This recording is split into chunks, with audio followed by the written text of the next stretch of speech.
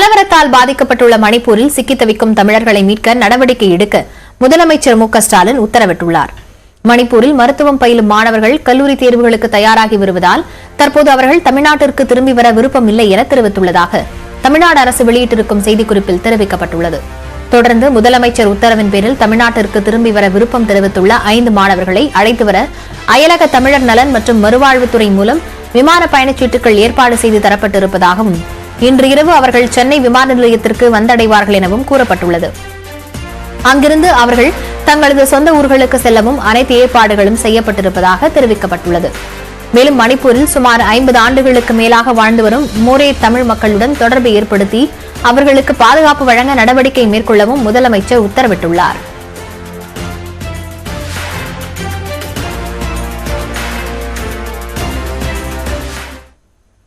மணிப்பூர் தலைநகர் இம்பாலில் நிலைமை சீராகி வருவதால் தமிழ்நாட்டைச் சேர்ந்த 35 மாணவர்கள் அங்கேயே இருக்க விருப்பம் தெரிவித்துள்ளனர். இதுகுறித்து மணிப்பூரில் மருத்துவம் படித்து வரும் தமிழக மாணவரிடம் நியூஸ் 18 தொலைக்காட்சி செய்தியாளர் செல்போனில் பேசிய உரையாடலை கேட்கலாம். சார் வணக்கம். நீங்க இப்போ மணிப்பூர்ல எந்த பகுதியில் இருக்கீங்க? எத்தனை பேர் இருக்கீங்க? மேம் நாங்க இம்பால்ல இருக்கோம் ma'am. Regional institute of medical சயின்ஸ்ல நாங்க படிச்சுட்டு இருக்கோம்.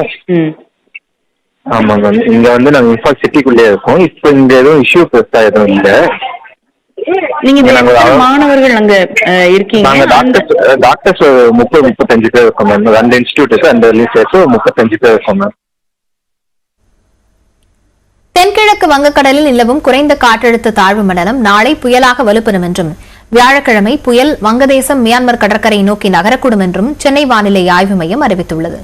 சென்னை வானிலை ஆய்வு மையம் வெளியிட்டிருக்கும் செய்திக்குறிப்பில் இன்று நீலகிரி, கோவை, ஈரோடு, திருப்பூர், தேனி, திண்டுக்கல், தென்காசி, திருநெல்வேலி மற்றும் கன்னியாகுமரி மாவட்டங்களில் கனமழை பெய்ய வாய்ப்பிருப்பதாக தெரிவிக்கப்பட்டுள்ளது. வங்கக்கடலையொட்டிய பகுதிகளில் இன்று மணிக்கு 45 முதல் 55 கிலோமீட்டர் வேகத்தில் காற்று பலமாக வீசும் என்பதால் மீனவர்கள் இப்பகுதிகளுக்கு செல்ல வேண்டாம் என்றும் ஆழ்கடலில் உள்ள மீனவர்கள் உடனடியாக கரைக்கு திரும்ப வேண்டும் என்றும் வானிலை மையம் அறிவுறுத்தியுள்ளது. சென்னை மற்றும் புறநகர் பகுதிகளில் அடுத்த 48 மணி நேரத்துக்கு வானம் மேகமூட்டத்துடன் காணப்படும் என்றும் நகரின் ஓரிரு இடங்களில் இடி மின்னலுடன் மிதமான மழை பெய்யும் என்றும் சென்னை வானிலை ஆய்வு மையம் கூறியுள்ளது.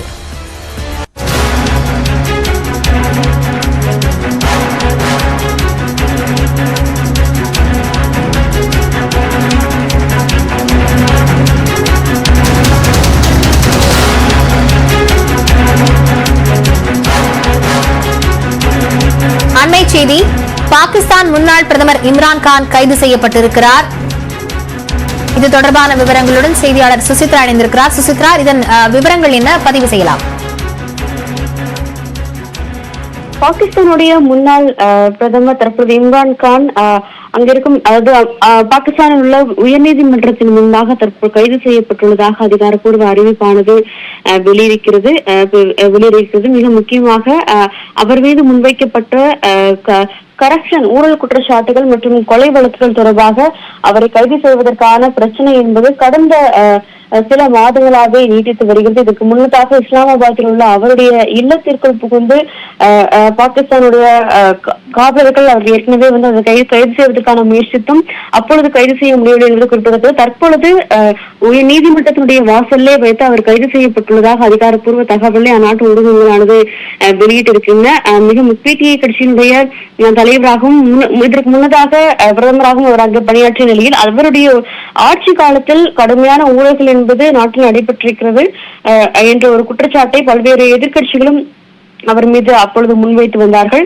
அதன் பின்னர் தான் வந்து அவரை கைது செய்வதற்கான நடவடிக்கைகளில் காவல்துறை இறங்கியது. ஆனால் அவருடைய ஆதரவாளர்கள் அதற்கு பெரும் தடையாக இருந்து வந்த நிலையில் சமீபத்தில் கூட, அதாவது நேற்று கூட வந்து போலீசாருக்கும் இம்ரான்கானுடைய ஆதரவாளர்களுக்கும் இடையே வந்து ஒரு பலத்த மோதல் என்பது நேற்று நடைபெற்று அதில் 14 காவல்துறை அதிகாரிகள் காயமடைந்ததாகவும் வந்து பாகிஸ்தானுடைய அரசாங்கமானது அதிகாரப்பூர்வமான ஒரு அறிவிப்பையும் வெளியிட்டிருந்தது. தற்போது இந்த நிலையில்தான் தற்போது இம்ரான்கான் கைது செய்யப்பட்டு அவர் விசாரணைக்காக அழைத்து செல்லப்பட்டுள்ளார் என்ற ஒரு தகவலை அதிகாரப்பூர்வமாக பாகிஸ்தானுடைய அரசாங்கமானது வெளியிட்டிருக்கிறது. சுசித்ரா, தொடர்ந்து பல்வேறு போராட்டங்கள் எல்லாம் இம்ரான்கான் தரப்பிலிருந்து முன்னெடுத்தார்கள் அரசுக்கு எதிராக. அந்த போராட்டங்களை எல்லாம் தொடர்ந்து தற்போது அவர் கைது செய்யப்பட்டிருக்கிறார். இது அங்கு பாகிஸ்தானின் அரசியல் வட்டாரங்களில் எப்படி பார்க்கப்படுகிறது? நிச்சயமாக, அதாவது ஏற்கனவே கடுமையான பிரச்சனை என்பது அரசியல் வட்டாரங்களும், அதாவது மிக முக்கியமாக லாகூர், இஸ்லாமாபாத் உள்ளிட்ட இடங்களை பொறுத்த அளவில் பாகிஸ்தானுடைய முன்னாள் பிரதமர் இம்ரான் கானுடைய ஆதரவாளர்களுக்கும் தற்பொழுது அங்கு ஆட்சியில் இருக்கும் அந்த தொண்டர்களுக்கும், கட்சியின் தொண்டர்களுக்குமே வந்து கடுமையான ஒரு பிரச்சனையும் ஏற்பட்டு வந்தது. பல்வேறு முறை நீங்கள் கூறியது போல பேரணிகள் மற்றும் பொதுக்கூட்டங்கள் நடைபெற்ற சமயத்திலும் அவர் மீதான ஒரு தாக்குதல் என்பது நடைபெற்ற நிலையில் தான் தற்பொழுது கைது செய்யப்பட்டுள்ளார். பாகிஸ்தானை பொறுத்த அளவில், அதாவது தற்போதைய ஆட்சியை பொறுத்த அளவில் அவருடைய அந்த ஊழல் குற்றச்சாட்டுகள் மற்றும் ஏற்கனவே அரசு அதிகாரிகள் வந்து அவருடைய அழுத்தத்தின் காரணமாக தற்கொலை செய்து கொண்டதாக தொடரப்பட்டிருக்கும் கொலை வழக்குகள் உள்ளிட்ட பிரச்சனைகளுக்காகத்தான் அவர் கைது செய்யப்பட்டுள்ளார். அதனால் யாரும் எந்த ஒரு வன்முறையிலும் ஈடுபடக்கூடாது என்ற அறிவுறுத்தலை காவல்துறை அதிகாரிகள் வெளியிட்டு வருகிறார்கள். ஆனாலும் பிடிஐ கட்சியினுடைய தொண்டர்கள் நிச்சயமாக அவரை விடுவிக்க வேண்டும் என்ற ஒரு கோரிக்கையை வலியுறுத்தி ஏற்கனவே இஸ்லாமாபாத்தில் வந்து அவர்கள் தற்பொழுது போராட்டத்தில் ஈடுபட்டு வருகிறார்கள் என்ற ஒரு தகவலையும் தற்பொழுது அந்நாட்டு ஊடகங்களானது வெளியிட்டு வருகிறது. ஒரு கடுமையான ஒரு அரசியல் குழப்பம் தற்பொழுது பாகிஸ்தானில் ஏற்படுவதற்கான வாய்ப்புகள் அதிகம் இருப்பதாகத்தான் பார்க்கப்படுகிறது. விவரங்களுக்கு நன்றி சுசித்ரா. 12ஆம் வகுப்பு பொதுத் தேர்வில் மாநிலத்தில் முதலிடம் பிடித்த திண்டுக்கல் மாணவி நந்தினி சென்னை ஆழ்வார்பேட்டையில் உள்ள இல்லத்தில் முதலமைச்சர் மு க ஸ்டாலினை சந்தித்து வாழ்த்து பெற்றார். கடந்த மார்ச் மாதம் 12ஆம் வகுப்பு பொதுத் தேர்வு நடைபெற்று முடிந்த நிலையில் அதற்கான முடிவுகள் நேற்று வெளியானது. அதில் திண்டுக்கல் மாணவி நந்தினி 600க்கு 600 மதிப்பெண் பெற்று முதலிடம் பிடித்தார். இந்நிலையில் சென்னை ஆழ்வார்பேட்டையில் உள்ள முதலமைச்சர் மு க ஸ்டாலினை சந்தித்து அவர் வாழ்த்து பெற்றார். அப்போது மாணவி நந்தினிக்கு வாழ்த்துக்களை கூறிய முதலமைச்சர் பரிசு பொருட்களை வழங்கினார். இந்த சந்திப்புக்கு பிறகு செய்தியாளர்களிடம் பேசிய மாணவி நந்தினி சிஏ படித்து பட்டய கணக்காளராக வேண்டும் என்ற விருப்பத்தை முதலமைச்சரிடம் தெரிவித்ததாக கூறினார். எனக்கு வாழ்த்து சொல்றதுக்காக முதல்வர் ஐயா அவர்கள் கூப்பிட்டிருந்தாங்க. அவங்க வீட்டுக்கு போனது, அவரை பார்த்தது என்னுடைய வாழ்க்கையில மிகப்பெரிய பாக்கியமா நான் நினைக்கிறேன். யாருக்கும் கிடைக்காத ஒரு சான்ஸ் கிடைச்சிருக்கிறது ரொம்ப சந்தோஷமா இருக்கு. அவர் எனக்கு பரிசு பொருள்கள்லாம் வழங்கி என்னோட உயர்கல்விக்கு உதவுறதா சொன்னாரு. ரொம்பவே சந்தோஷமா இருக்கு. ஐயா அவர்களுக்கும் அரசுக்கும் என்னுடைய மனமார்ந்த நன்றிகளை நான் தெரிவிச்சுக்கிறேன். உயர்கல்விக்கு தேவையான செலவுகள் பார்த்துக்கிறோம் அப்படின்னு சொன்னாங்க. என்ன ஹெல்ப்னாலும் கேளுங்க அப்படின்னு சொல்லியிருக்காங்க. மதுரையில் வடமலையான் மருத்துவமனைக்கு சொந்தமான 50க்கும் மேற்பட்ட இடங்களில் வருமான வரித்துறையினர் சோதனை மேற்கொண்டுள்ளனர். மதுரையை தலைமையிடமாக கொண்டு இயங்கி வரும் வடமலையான் மருத்துவமனை கடந்த சில ஆண்டுகளாக முறையாக வருமான வரி செலுத்தவில்லை என புகார் எழுந்தது. அதன் பேரில் மதுரை பிபி குளம், சொக்கி குளம் பகுதிகளில் உள்ள மருத்துவமனைகள், மருந்தகங்கள் உள்ளிட்ட 50க்கும் மேற்பட்ட இடங்களில் வருமான வரித்துறையினர் காலை 10 மணி முதல் சோதனை மேற்கொண்டுள்ளனர். கடந்த சில ஆண்டுகளாக நடைபெற்ற பணப்பரிமாற்றங்கள் குறித்து விசாரணை நடத்தப்படுவதாகவும் கூறப்படுகிறது. தொடர்ந்து சோதனை நடைபெறும் மருத்துவமனைகளில் காவல்துறையினர் தீவிர பாதுகாப்பு பணியில் ஈடுபட்டுள்ளனர். இதேபோல் திண்டுக்கல்லில் அமைந்துள்ள வடமலையான் மருத்துவமனையிலும் வருமான வரித்துறை சோதனை நடைபெற்று வருகிறது. மதுரையிலிருந்து வந்த அதிகாரிகள் சுமார் 1 மணி நேரத்திற்கு மேலாக மருத்துவமனையில் சோதனை மேற்கொண்டு வருகின்றனர். ஓ பன்னீர்செல்வத்தை அதிமுகவில் சேர்க்க வாய்ப்பே இல்லை என்றும், ஓ பன்னீர்செல்வம் தினகரன் அணியை பாஜக ஏற்றுக்கொள்ளாது என்றும் அதிமுக முன்னாள் அமைச்சர் ஜெயக்குமார் தெரிவித்துள்ளார். சென்னையில் செய்தியாளர்களிடம் பேசிய அவர் திமுக என்ற தீய சக்தியுடன் சேர்ந்து கொண்டு ஓ பன்னீர்செல்வம் செயல்படுவதாக விமர்சித்தார். கடல் கடந்து தொழில் செய்வதற்காக சபரீசனை ஓ பன்னீர்செல்வம் சந்தித்து பேசியதாகவும், திருச்சியில் திமுகவின் ஒத்துழைப்புடன் பொதுக்கூட்டம் சிறப்பாக நடந்ததாக ஓபிஎஸ் பேசியிருப்பதாகவும் கூறினார். திமுகவிற்கு ஆதரவான நிலைப்பாட்டை எடுக்கும் ஓ பன்னீர்செல்வத்தை அதிமுக தொண்டர்கள் மன்னிக்க மாட்டார்கள் என்றும் ஜெயக்குமார் தெரிவித்தார்.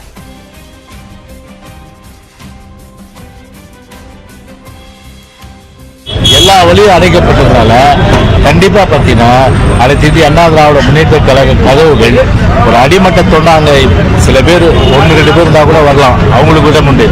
ஆனால் இந்த 3 பேருக்குமே சரி கதவுகள் அனைத்து இந்திய அண்ணா திராவிட முன்னேற்ற கதவுகள் சாத்தப்பட்டு விட்டது. அவர் எந்த காலத்தில் கட்சியில் வருவதற்கான வாய்ப்புகள் இல்லை. டிடிவி தினகரனுடனான சந்திப்பால் ஓ பன்னீர்செல்வம் மீது அவரது ஆதரவாளர்கள் அதிருப்தியில் இருப்பதாக ஜெயக்குமார் தெரிவித்தார். தர்மயுத்த காலத்தில் சசிகலா என்று குறிப்பிட்ட ஓ பன்னீர்செல்வம் தற்போது சின்னம்மா என கூறுவது ஏன் என்றும் வினவினார். அதாவது என்ன முதலமைச்சர் ஆகிறீங்க எப்படியாவது சொல்லிட்டு எப்படிப்பட்ட ஒரு சந்தர்ப்பம் ஒரு உருவம் ஓபிஎஸ் அவர்கள் டிடிவி சந்திச்சாங்க, எந்த விதமான ஒரு தாக்கமும் அதனால் அனைத்து இந்திய அண்ணா திராவிட முன்னேற்ற ஏற்பட போவது கிடையாது. மேலும் பாஜகவுடன் ஓ பன்னீர்செல்வம் கூட்டணி அமைக்க 100% வாய்ப்பில்லை என்றும் ஜெயக்குமார் தெரிவித்தார். கூட்டணி விஷயத்துல கண்டிப்பா பாத்தீங்கன்னா எங்களுக்கு வந்து பாத்தீங்கன்னா எங்க தலைமையிலான கூட்டணியில பிஜேபி இருக்கு. அதனால பிஜேபி இருக்குன்னு நான் சொல்ல முடியும். ஆனா பிஜேபியில வந்து இவங்க வந்து சேர்ந்தாங்கன்னா கண்டிப்பா வந்து அதுக்கு வந்து வாய்ப்பு கிடையாது. டிடிவியோ ஓபிஎஸோ சசிகலாவோ சேர்ந்தாலும் அதுக்கு வாய்ப்பு இல்லை. அவங்கள வேணாம்னு சொல்லுவோம், அவ்வளவுதான். வேணாம்னு சொல்லுவோம். இல்ல அந்த மாதிரி முயற்சியை பிஜேபி எடுக்காது. 100% சொல்றேன். தனது குடும்ப நலனுக்காக ஓ பன்னீர்செல்வம் யாரை வேண்டுமானாலும் சந்திப்பார் என முன்னாள் அமைச்சர் ஆர்.பி. உதயகுமார் விமர்சித்திருந்த நிலையில் தான் உதயகுமாருக்கு பதிலளிக்க வேண்டியதில்லை என முன்னாள் முதலமைச்சர் ஓ பன்னீர்செல்வம் தெரிவித்தார். இப்போது சந்திப்பு நடந்திருக்கிற சந்தர்ப்பவாத சந்திப்பு, சபரீசன் சந்திப்பு ஒரு பாகம், இன்னும் பல்வேறு சந்திப்பு நடக்கலாம். ஆனால் இந்த பாகம் எல்லாம் எந்த விதமான தாக்கத்தையும் தமிழ்நாட்டிலே ஏற்படுத்தாது. ஏனென்றால் அவருடைய அத்தியாயம் என்பது அவர் காலாவதியான ஒரு மருந்தாகத்தான் இருக்கிற காரணத்தினாலே அது யாருக்கும் பயன் தராது என்கிற ஒரு முடிவை மக்களும் தொண்டர்களும் எடுத்து விட்டார்கள். ஓபிஎஸ் வந்து தன்னுடைய குடும்ப நலனுக்காக யாரை வேண்டுமானாலும் சந்திப்பார் முன்னாள் அமைச்சர் உதயகுமார் பேசியிருக்காரு. உதயகுமாருக்கு நான் பதில் சொல்ல வேண்டிய தேவை இல்லை. ஒரு காலாவதியான மருந்து அப்படிங்கிற வார்த்தையும் பயன்படுத்தியிருக்காரு. அது அவரது குணநலவை அது காட்டுகிறது. தமிழ்நாடு அமைச்சரவையை மாற்றம் செய்வதற்கு முதலமைச்சருக்கு முழு அதிகாரம் இருப்பதாக நீர்வளத்துறை அமைச்சர் துரைமுருகன் தெரிவித்துள்ளார். தமிழ்நாடு அமைச்சரவையில் மாற்றம் செய்யவிருப்பதாக தகவல் வெளியான நிலையில் சென்னையில் நீர்வளத்துறை அமைச்சர் துரைமுருகன் செய்தியாளர்களை சந்தித்தார். அவரிடம் அமைச்சரவை மாற்றம் குறித்து கேள்வி எழுப்பப்பட்டது. இதற்கு பதிலளித்த அவர், முதலமைச்சர் நினைத்தால் அமைச்சரவையில் மாற்றம் ஏற்படும் என்றார்.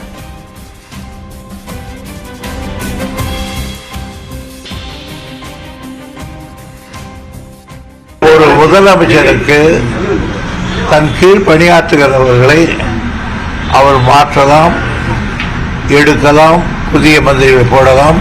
இதுக்கு prerogative right of the chief minister. அதை யாரும் கொஸ்டின் பண்ண முடியாது.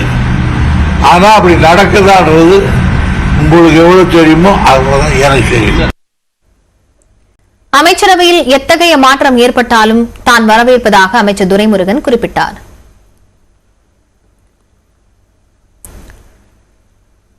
திருவாரூர் மாவட்டம் திருத்துறைப்பூண்டி அருகே அரசு பேருந்து வாய்க்காலில் கவிழ்ந்து விழுந்த விபத்தில் 30க்கும் அதிகமானோர் காயமடைந்தனர். திருத்துறைப்பூண்டியிலிருந்து தொண்டியக்காடு நோக்கி அரசு பேருந்து சென்று கொண்டிருந்தது. பாண்டிவளைவு அருகே எதிரே வந்த இருசக்கர வாகனத்தின் மீது மோதாமல் இருக்க ஓட்டுநர் பேருந்தை திருப்பியுள்ளார். அப்போது கட்டுப்பாட்டை இழந்த பேருந்து வாய்க்காலில் கவிழ்ந்து விழுந்தது. இந்த விபத்தில் பேருந்தில் பயணித்த 30க்கும் அதிகமானோர் படுகாயமடைந்தனர்.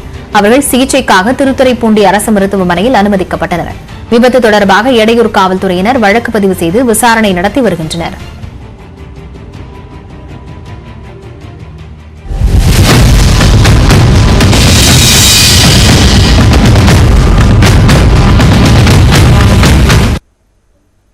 கர்நாடகாவில் நாளை சட்டமன்ற தேர்தல் நடைபெறவிருக்கும் நிலையில் தொகுதி வாரியாக வாக்குப்பதிவு இயந்திரங்களை அனுப்பி வைக்கும் பணி முடுக்கிவிடப்பட்டுள்ளது.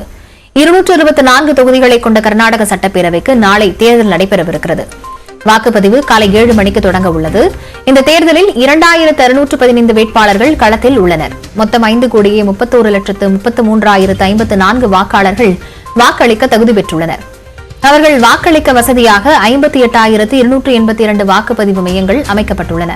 அதில் 11,617 மையங்கள் பதற்றம் நிறைந்தவையாக கண்டறியப்பட்டு கூடுதல் பாதுகாப்பு போடப்பட உள்ளது. மாநிலம் முழுவதும் காவல்துறையினர், துணை ராணுவ படையினர் என 1,56,000 பேர் பாதுகாப்பு பணியில் ஈடுபடுத்தப்பட உள்ளனர். மாநில எல்லைகள் மற்றும் மாவட்ட எல்லைகளில் கண்காணிப்பு தீவிரப்படுத்தப்பட்டுள்ளது. இந்நிலையில் தொகுதி வாரியாக மின்னணு வாக்குப்பதிவு இயந்திரங்கள் மற்றும் விவிபேட் இயந்திரங்களை அனுப்பி வைக்கும் பணி நடைபெற்று வருகிறது. வாக்குப்பதிவு மையங்களில் தேவையான அனைத்து வசதிகளும் செய்யப்பட்டுள்ளன. வாக்காளர்கள் அச்சமின்றி வாக்களிக்க தேவையான நடவடிக்கை எடுக்கப்பட்டிருப்பதாக தேர்தல் ஆணையம் உறுதியளித்துள்ளது. கர்நாடக தேர்தல் வாக்குப்பதிவு விவரங்களை நாளை காலை 7 மணி முதல் நியூஸ் 18 தொடர்ந்து நேரலையில் வழங்க உள்ளது. துல்லியமான கள நிலவரங்களை நமது செய்தியாளர்கள் உடனுக்குடன் வழங்கவிருக்கின்றனர்.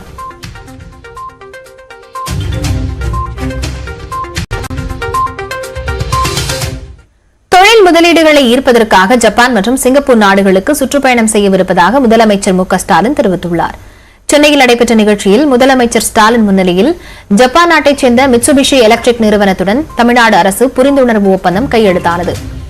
அதைத் தொடர்ந்து திருவள்ளூர் மாவட்டம் கும்மிடிப்பூண்டியை அடுத்த பெருவயல் கிராமத்தில் 52 ஏக்கரில் அமைய உள்ள மிட்சுபிஷி எலக்ட்ரிக் நிறுவனத்தின் ஏர் கண்டிஷனர் மற்றும் கம்ப்ரசர் தொழிற்சாலைக்கு அடிக்கல் நாட்டினார்.